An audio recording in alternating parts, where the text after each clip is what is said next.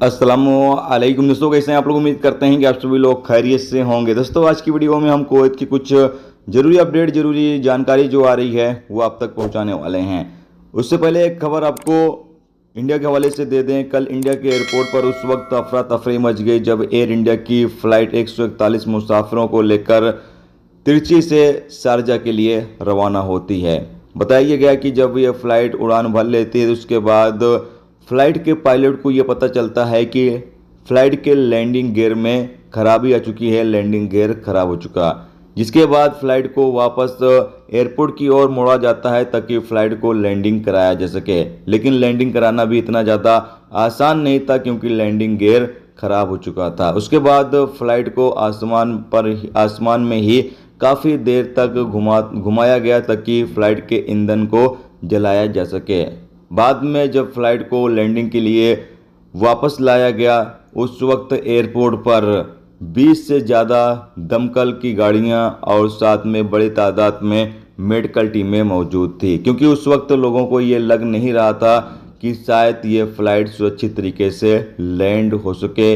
इस फ्लाइट में एक बड़ा हादसा होने वाला है। लेकिन तारीफ़ यहाँ पर करनी होगी पायलट की, क्योंकि पायलट ने अपना तजुर्बा दिखाते हुए फ़्लाइट को सुरक्षित तरीके से लैंड करा दिया और किसी भी मुसाफिर को कोई भी ज़रा से भी दिक्कत नहीं आई। हालांकि जिस वक्त ये सुनने में आया मुसाफिरों को कि फ़्लाइट का लैंडिंग गियर खराब हो चुका, इसके बाद फ़्लाइट के अंदर मुसाफिरों में अफरा तफरी मच गई। लेकिन अल्हम्दुलिल्लाह फ़्लाइट सुरक्षित तरीके से लैंड हो चुकी है।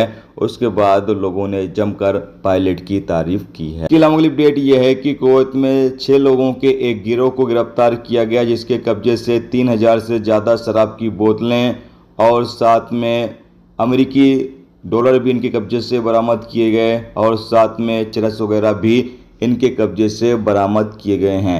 बताया गया है कि ये तमाम शराब की बोतलें और चरस और जो अमेरिकी डॉलर बरामद किए गए हैं, इन लोगों के पास से उसकी कीमत 2 लाख कुवैती दिनार आकी गई है। एक और गिरोह को गिरफ्तार किया गया। बताया गया कि ये गिरोह एक गुमनाम कंपनी का वीज़ा निकालकर और लोगों को बेच रहे थे। 700 से 1000 केडी ये वीजे की फ़ीस वसूल कर रहे थे, यानी 700 से 1000 केडी ये वीजे का पैसा ले रहे थे और ये लोग एक गुमनाम कंपनी का वीज़ा निकाल कर लोगों को बेच रहे थे। और बाद में बंदा जब कुवैत पहुंचता था तो उसको कंपनी मिलती नहीं थी और बाद में बंदा फिर इधर उधर काम करता था।